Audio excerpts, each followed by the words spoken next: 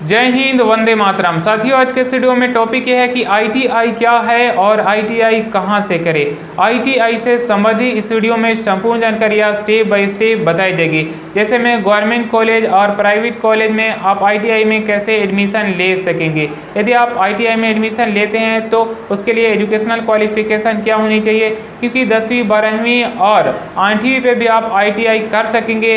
और ये 10वीं पे अलग कुछ ट्रेड होते हैं और 12वीं पे अलग होते हैं और 8वीं पे आईटीआई में अलग अलग ट्रेड होते हैं। तो ये सभी अलग अलग ट्रेड का हम लोग देखेंगे कि 10वीं के लेवल पे कौन कौन से आईटीआई में ट्रेड आते हैं और 12वीं और 8वीं पे कौन कौन से आईटीआई में ट्रेड होते हैं। तो इस वीडियो के माध्यम से संपूर्ण जानकारियां हम लोग देखने वाले हैं और साथ ही साथ ये देखेंगे कि यदि आप आईटीआई कंप्लीट कर पाते हैं तो उसके बाद प्राइवेट जॉब स्कोप क्या होती है, स्टार्टिंग सैलरी कितनी मिलती है। तो आइए मेरे वीडियो पे कंटिन्यू बने रहिए, आपको आईटीआई से संबंधित संपूर्ण जानकारियाँ स्टेप बाय स्टेप मिल जाएगी। लेकिन साथियों, उससे पहले आप सभी लोग से छोटी सी अपील है कि यदि आप हमारे चैनल पर पहली बार हैं तो पहले चैनल को सब्सक्राइब करें, वीडियो अच्छी लगे तो वीडियो को लाइक करें और वीडियो को शेयर करें, ताकि कोई भी इस तरह का लेटेस्ट खबरें आपको वीडियो के माध्यम से सबसे पहले जानकारी मिल सकेगी।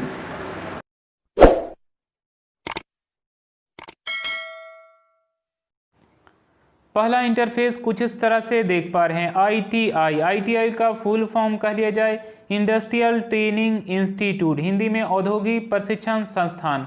आईटीआई एक ऐसी संस्था है जो सभी योग्य उम्मीदवारों को औद्योगिक कंपनी में काम करने के लिए प्रशिक्षण देती है, जिसे आईटीआई बोला जाता है। सरल भाषा में कह लिया जाए कि जिन उम्मीदवार अगर औद्योगिक कंपनी यानी कि इंडस्ट्रियल कंपनी में काम करना चाहते हैं तो उसके पहले उन्हें आईटीआई करना पड़ता है। इसीलिए तो आईटीआई को हिंदी में औद्योगिक प्रशिक्षण संस्थान बोला जाता है। आईटीआई में उम्मीदवारों को एडमिशन लेने के लिए एलिजिबिलिटी की बात कर लिया जाए तो 8th, 10th and 12th pass candidate ITI में आसानी से एडमिशन ले सकेंगे। 8वीं 10वीं और 12वीं पे आईटीआई में सब अलग अलग ट्रेड होते हैं, जो हम लोग इसी वीडियो में देखेंगे कि 8वीं 10वीं और 12वीं पे आईटीआई में कौन कौन से ट्रेड होते हैं। यानी कि साथियों, आपके पास 8वीं की भी डिग्री है तो आप आईटीआई में आसानी से एडमिशन ले सकेंगे। अब बात आती है कि आईटीआई में उम्मीदवारों को एडमिशन लेने के लिए एज लिमिट की बात कर लिया जाए तो मिनिमम आईटीआई में एडमिशन लेने के लिए उम्मीदवारों को एज कम से कम 14 होना चाहिए और अधिकतम 40 होना चाहिए। यानी 14 से 40 के बीच में एज होना चाहिए सभी योग्य उम्मीदवारों को आईटीआई में एडमिशन लेने के लिए। लेकिन इसमें कुछ 1 या 2 ऐसे भी ट्रेड होते हैं आईटीआई में जिसमें मिनिमम जो स्टार्टिंग एज उसमें ली जाती है वो 17 से उसमें एज ली जाती है। तो अब आप यहां तक समझ ही गए होंगे कि आईटीआई में उम्मीदवारों को एडमिशन लेने के लिए एजुकेशनल क्वालिफिकेशन की बात करी जाए तो 8वीं पास भी कैंडिडेट आईटीआई में एडमिशन ले सकेंगे और 12वीं और 10वीं पास भी कैंडिडेट जिनका एज 14 से 40 के बीच है। लेकिन अब बात आती है कि वो गवर्नमेंट कॉलेज या प्राइवेट इंस्टीट्यूट में कैसे आसानी से एडमिशन ले सकेंगे। बात आती है गवर्नमेंट कॉलेज में आईटीआई में उम्मीदवारों को एडमिशन लेने के लिए तो उनको एक एंट्रेंस से गुजरना पड़ता है गवर्नमेंट कॉलेज में एडमिशन लेने के लिए। यदि उस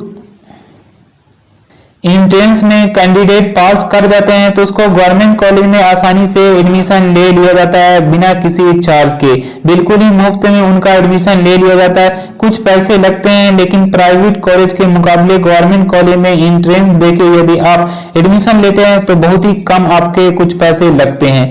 अब बात आती है प्राइवेट कॉलेज में आईटीआई में उम्मीदवारों को एडमिशन लेने के लिए तो इसमें किसी तरह का इंटरव्यू या रिटन टेस्ट या एंट्रेंस नहीं देने पड़ते हैं एडमिशन लेने के लिए प्राइवेट कॉलेज में। इसमें आप डायरेक्टली पैसा के माध्यम से कर सकेंगे। जो एक सभी प्राइवेट कॉलेज में आईटीआई में एडमिशन लेने के लिए यानी आईटीआई को कोर्स कंप्लीट करने के लिए जो एक एवरेज जो अभी पैसे कुछ देने पेमेंट करने पड़ रहे हैं वो 25,000 से 30,000 के आसपास। ये निर्भर करता है कि कौन सा इंस्टीट्यूट कैसा है। लेकिन एक आप समझ लीजिए कि 25,000 से 30,000 में आपको प्राइवेट कॉलेज से आईटीआई में आप आसानी से कंप्लीट कर सकेंगे आईटीआई। ये 30,000 या 25,000 आप जितने भी एडमिशन में आपको लगते हैं ये 3 या 2 इंस्टॉल में करके दे सकेंगे। यानी आप प्राइवेट कॉलेज में आप ITI में एडमिशन ले रहे हैं तो सबसे पहले आप 10,000 दे सकते हैं एडमिशन के समय, और उसके बाद और भी 2-2 और इंस्टॉलमेंट करके, यानी कि 3 बार में आपको देना होगा 30,000 रुपये प्राइवेट कॉलेज में ITI में एडमिशन लेने के लिए। वो कॉलेज के ऊपर निर्भर करता है कि कौन सा कॉलेज इंस्टॉलमेंट के हिसाब से पैसा लेता है या नहीं लेता है। तो साथियों, सब्जेक्ट से आपके सवाल पूछे जाएंगे। गवर्नमेंट कॉलेज में ITI उम्मीदवारों को एडमिशन लेने के लिए यहाँ पे सब्जेक्ट शो किया जा रहा है कि कौन कौन से सवाल पूछे जाते हैं कौन कौन से सब्जेक्ट से।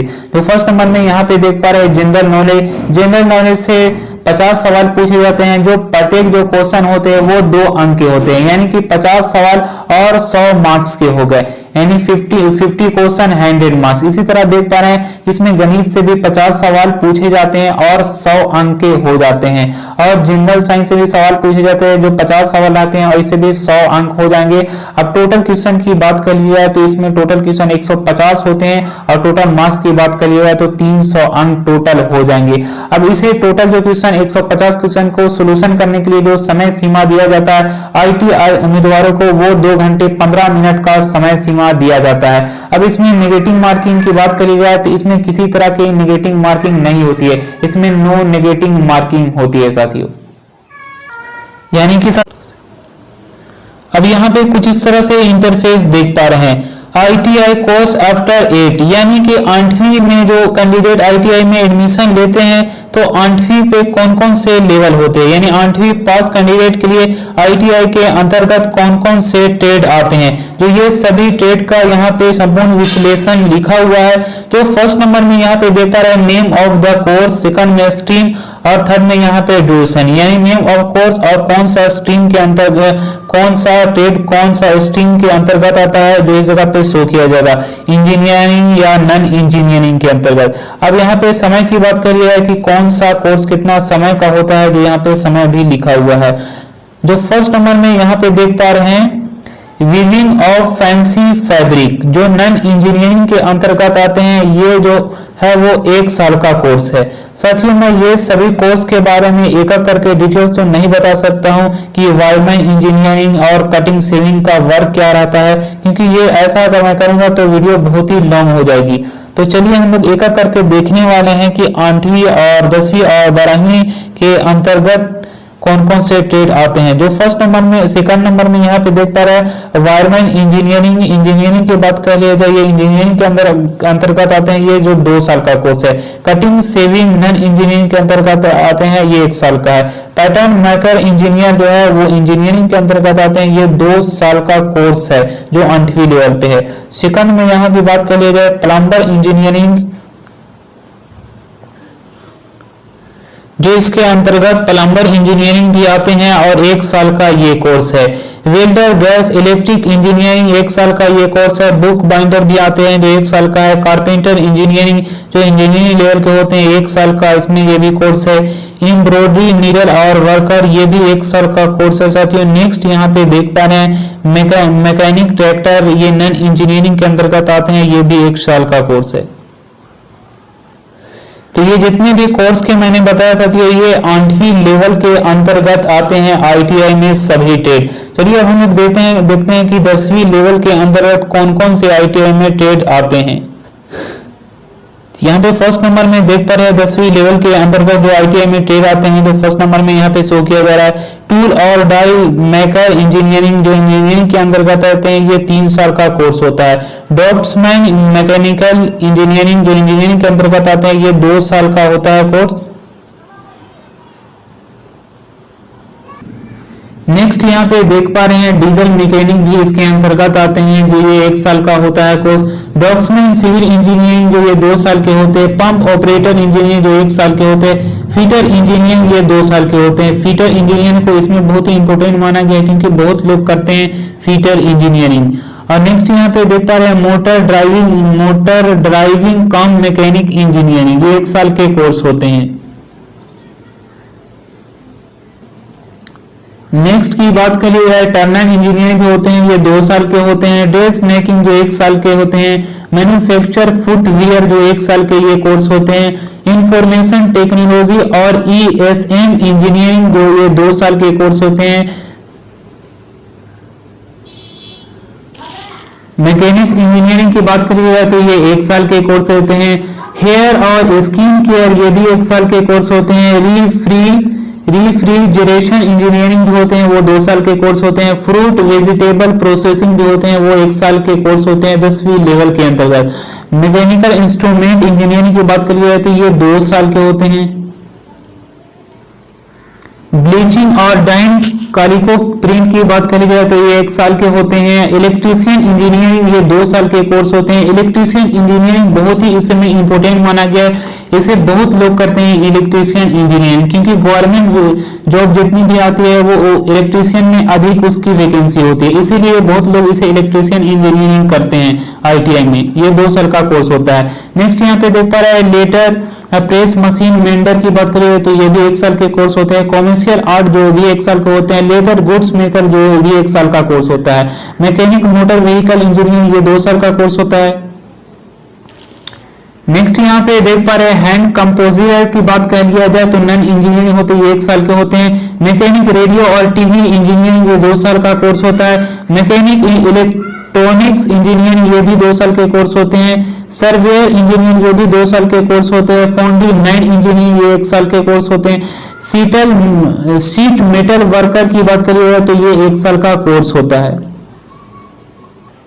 10वीं और 8वीं लेवल पे आप समझ गए कि ITI के अंदर पर कौन कौन से ट्रेड होते हैं। अब चलिए बात करते हैं कि 12 पे कौन कौन से ट्रेड होते हैं ITI के अंतर्गत। फर्स्ट नंबर में यहाँ पे देख पा रहे हैं स्टेनोग्राफी हिंदी, उसके बाद देख पा रहे हैं स्टेनोग्राफी इंग्लिश, और 3rd नंबर में यहाँ पे देख पा रहे हैं कंप्यूटर ऑपरेटर और प्रोग्रामिंग असिस्टेंट, जिसे COPS शॉर्ट फॉर्म में बोला जाता है। यानी कि कह लिया जाए कि COPA का फुल फॉर्म कंप्यूटर ऑपरेटर और प्रोग्रामिंग असिस्टेंट होता है।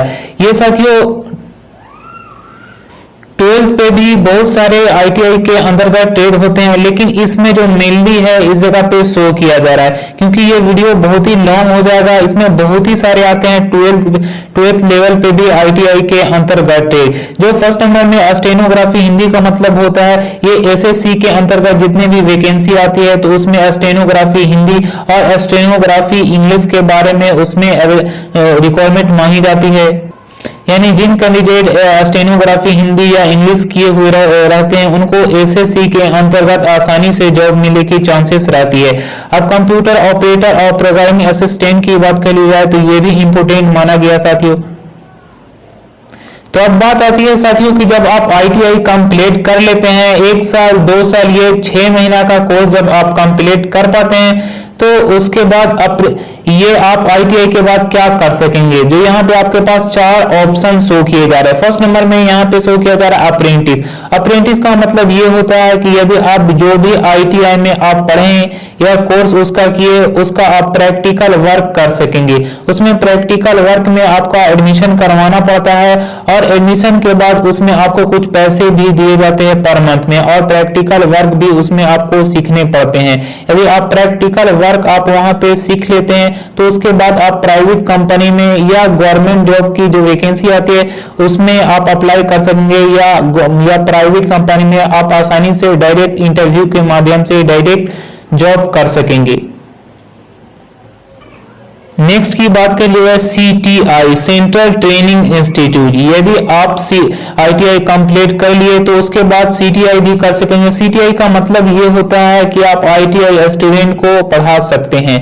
नेक्स्ट यहाँ पे देख पा रहे हैं पॉलिटेक्निक। यहाँ ITI आप जब कर सकेंगे तो उसके बाद यदि आपके पास ITI की डिग्री हो जाएगी तो आप डायरेक्ट पॉलिटेक्निक में 2nd ईयर में डायरेक्ट आप एडमिशन करवा सकते हैं। उसके बाद आप डायरेक्ट BTech में भी एडमिशन करवा सकते हैं यदि आपके पास ITI की डिग्री है तो। अब बात आती है कि प्राइवेट कंपनी में आपको स्टार्टिंग सैलरी कितनी मिलती है ITI कैंडिडेट को।